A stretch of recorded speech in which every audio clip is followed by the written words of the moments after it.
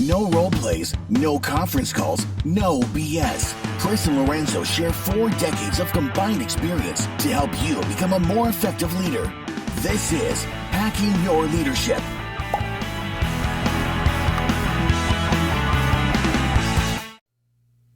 Welcome to Hacking Your Leadership. I'm Chris. And I'm Lorenzo. And welcome to this week's Thoughtful Thursday. Don't forget to follow us on YouTube at Hacking Your Leadership and leave us a review on iTunes.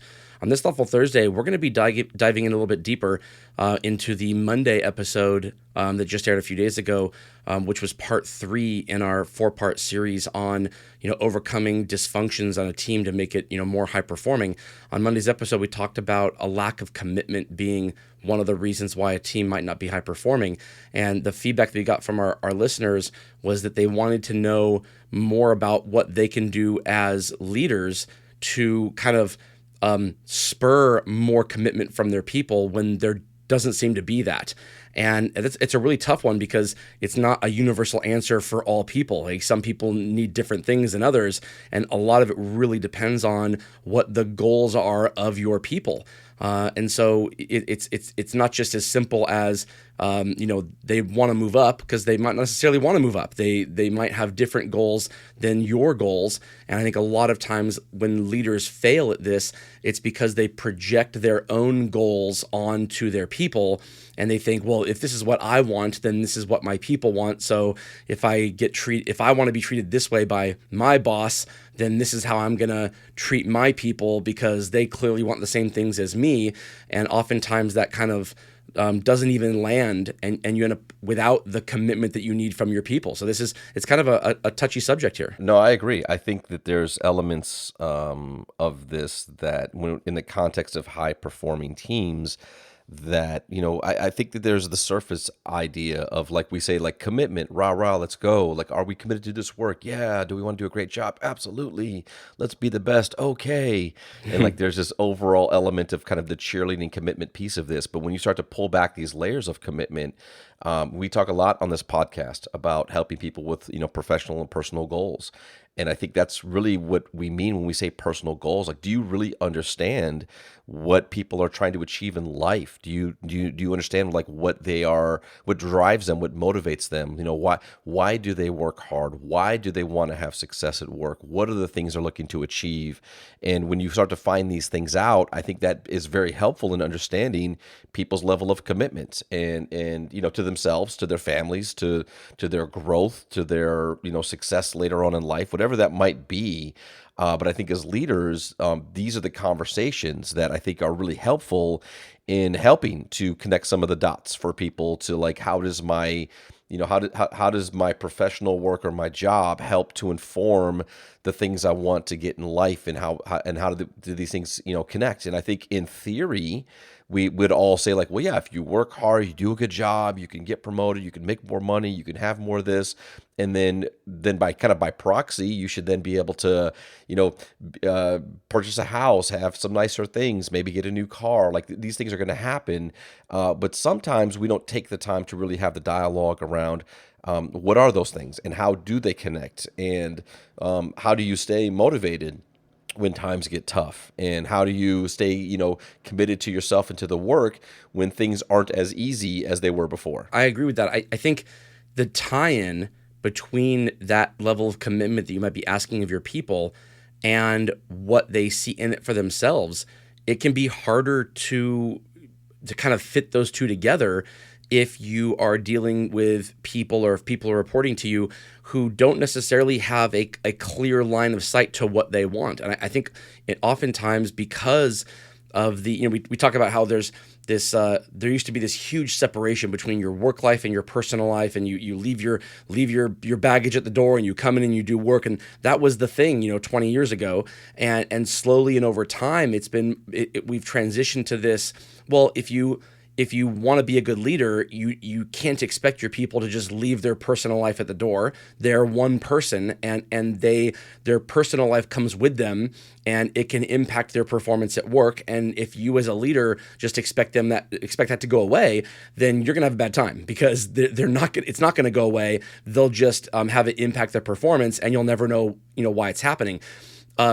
if we've agreed that that is important to acknowledge the fact that we're not leaving our personal life at the door, and that we are one individual, then that the next logical step would be to, as a leader, you need to dig into whatever that is, whatever those things are that motivate that individual, or that lead them to believe that they are in a place that they should be to do their best work. Because nobody wants to spend time doing anything half-assed. Nobody wants to. They would rather not be doing that thing. It's who we are as individuals. If we're doing something half-assed, it means that we don't really want to be doing it at all. And the half-assed is, I know I still have to do this, so I'm going to do it anyway, but I don't really want to be doing it. If we want to do something, then it will show in what the work is, because we will be committed to doing it. And if your people are not trying to move up within your organization, like genuinely they just look at this as a stepping stone, or this is kind of like a means to an end, that doesn't mean that they shouldn't be or can't be committed to getting the work done at a high performing level. It just means that you, as the leader, have to do some work to dig into what would make them want to do that. And they will never want to do it for the organization, air quotes.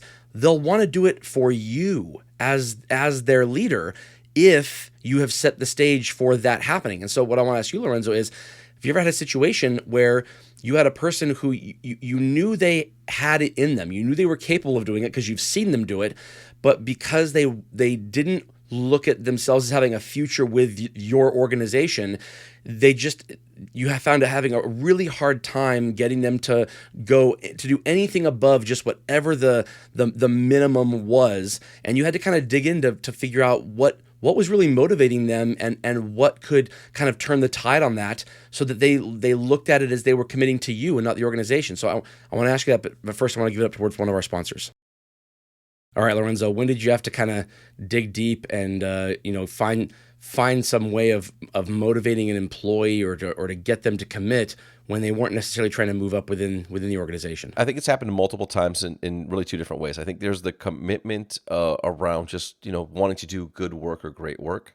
I think, maybe I come from a different school of thought on this. Like, I don't see it as a requirement for people to have to want to move up, like in an organization. Like, I just don't. Like, I think that the disconnect happens when somebody says, maybe I want to move up in the organization, but then I also am not willing to do the work. Like, I don't have the motivation. So that's kind of how I see that. Is like the assumption. Let's play in the assumption of I want to continue to build my career, whether that's to become full-time, to get a promotion, to have a different level of responsibility. But if we play in the context of that's what I want, but then I'm not maybe showing the behaviors, or I'm not committed to doing a level of work that either prepares me for it or makes me the best possible candidate. Because that's another thing that can happen, is that we can have multiple people that want a role, but then we have to make decisions on who the best person is for the role.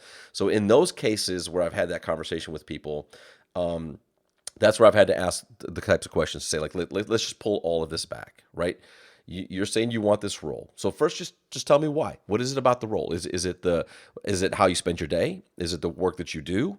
Is it the element of responsibility? Is it the compensation? Like, it can be any of these things, but like, let's just start with, what about this role is it that you really want to have? Now let's say, well, why? And we get in kind of like the practice of the 5 whys. Why is that important to you? Why do you want that? And really what we're looking for is like, well, how does this help you as a person? Like what's in this for you? And like, what are you looking to achieve maybe outside of work as a result of doing this? Like talk a little bit more about that. And I think just really having that open conversation with somebody, I think it's there's 2 outcomes out of it. And I would say that 80 to 90% of the time, the outcome is having a conversation where I'm helping someone connect the dots of their personal goals, their personal aspirations, what they want to achieve, and why it's like doing well at work, or pushing themselves to bring more, or to learn and to grow and develop, like how that helps to inform their personal goals. And like I said, 80 to 90% of the time, that conversation happens, some of those connections are met, and people say, I understand, and that makes sense to me, and I'm going to look to show up in a different way so that I can achieve that goal that I have at work. And again, not that 80-90% is successful. I'm just saying that 80-90% of the conversations are in that positive way or down that direction. The other 10 to 20%, I think, in that conversation, we tend to uncover that maybe this isn't the right work that they want to do, because the personal goal or the thing they want to achieve or the life they want to live, or just the thing in general that they want out of life is not something that the job, the role, the industry, whatever, is going to help them get there in the way they want to. And that's okay too, because I think that that's important to have that conversation sometimes when we see people that may not be motivated. And again, we're talking about high performing teams here, but I think in a high performing team, you need to know these answers for every single person on the team. Because when it gets tough, that's when they need to lean into it. But I think it's just as important that we have the conversation with people where it ends with, like, maybe this isn't the right, direction for me. And then I get to say, but that's okay, because like, as long as you're willing to do the work or good work here, or great work here, you're able to meet expectations, that's perfectly fine while you figure out what it is that you want to do or the direction that you want to go. And as long as you're doing good work here, I'm all in helping, whether it's my network, whether it's perspective, whether it's plugging you in with other people. Like I will be more than willing to help you get to that other thing that you want to accomplish, so long as you're doing good work here.